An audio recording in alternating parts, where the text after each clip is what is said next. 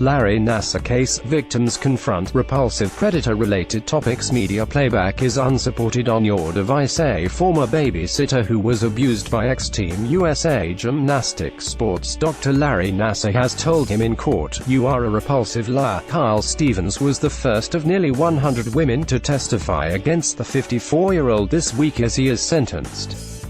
People in court wept as she told how Nassar convinced her own parents she was lying about the abuse. Four-time Olympic champion Simone Biles on Monday said she was also usually abused by Nassar. At Tuesday's hearing in Lansing, Michigan, former family friend Ms. Stevens told Nassar, "You convinced my parents that I was a liar. You used my body for 6 years for your own UAL gratification. That is unforgivable." Media playback is unsupported on your device. Ms. Stevens told the court, "I felt I was losing my grip on reality. I started to question whether the abuse ever really happened. For my own sanity, I forced myself to walk through the abuse step by step so I didn't forget that I was not a liar." Ms. Stevens told how Nassar repeatedly abused her from age 6 until age 12 during family visits to his home in Holt, near Lansing. She told the court she continued to babysit for the family because she felt protective of the predator's young children and because she needed to pay for her counseling sessions to deal with the abuse. Image copyright Reuters. Complex feelings of shame, disgust and self-hatred brought me bouts of depression, anxiety, eating disorders and other compulsive conditions, Ms. Stevens said. "Perhaps you have figured out by now that little girls don't stay little forever.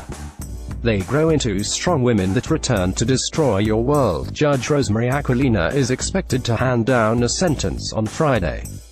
Nassar pleaded guilty last November to molesting females at his home, at a gymnastics club and in his Michigan State University office. Image copyright AFP. He has been accused of molesting about 100 girls while he was a physician for USA Gymnastics, which trains Olympians. Prosecutors are seeking at least 40 years in prison. He has already been sentenced to 60 years in federal prison for child pornography crimes. Donna Markham told the court on Tuesday how her daughter Chelsea committed suicide in 2009, years after Nassar usually abused her during a medical examination. Image copyright Getty Images. "It all started with him," she said, describing her daughter's downward spiral into S.